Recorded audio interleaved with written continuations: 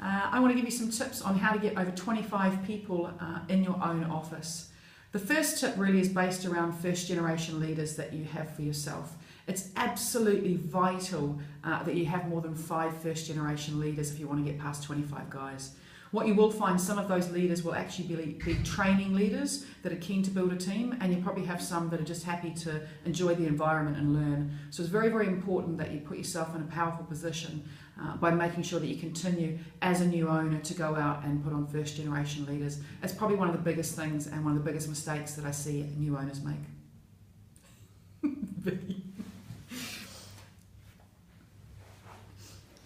The second point is there's 8 things that each person in your office needs to be up.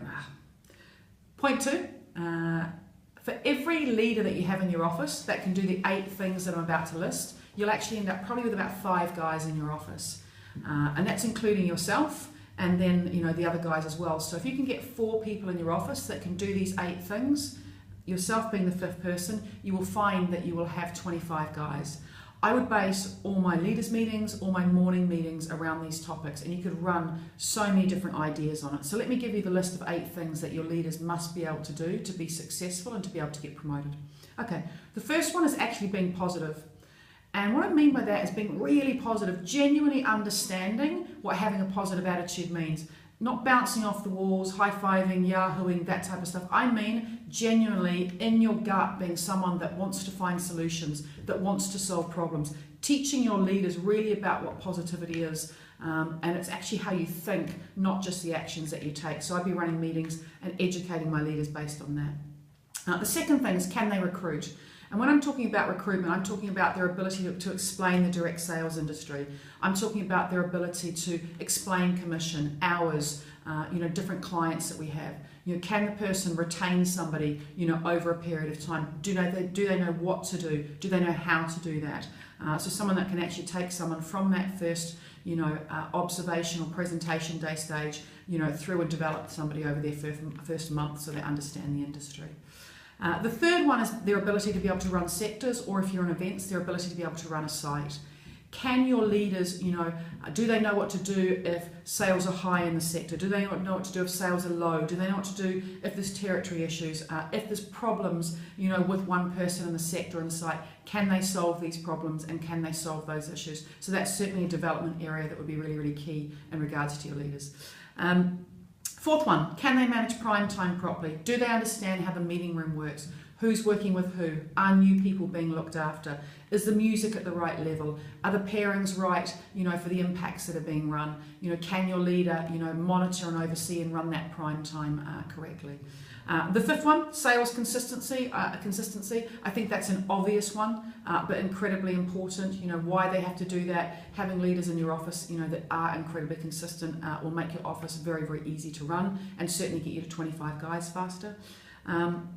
Your leader's ability to be able to run sales impacts. Do they know what to run? Do they know when to run it? Do they know how to run it? Do they know how to deliver it correctly to get the right impact across? Which is very, very important as well.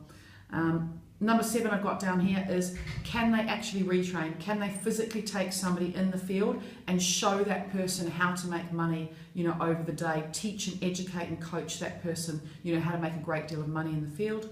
And then the 8th one, can they run and lead an effective road trip? Those 8 things I focus all my training with my leaders on.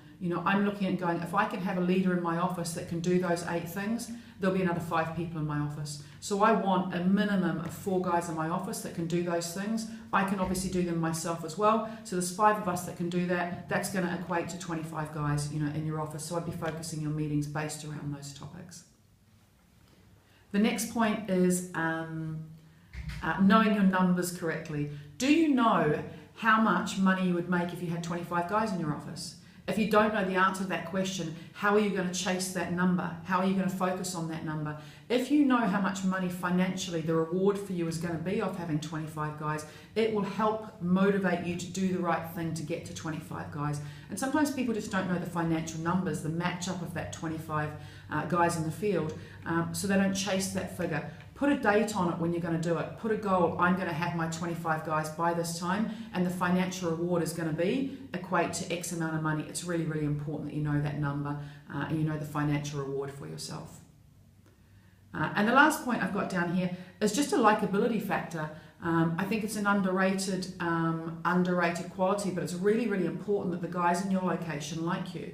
You know, recruiting and building a big office is a bit of a popularity contest in some respects. You have to make sure you have the admin on side. You've got to make sure that other people in your building like you. Do you work well with the other owners in your location? You know, do you have that likability factor? You know, when you're dealing with guys in your office, are people excited to see you? You know, you won't get to 25 guys if you don't engage your guys and that they're not, you know, happy to see you, you know, each and every day, you know, that you come in.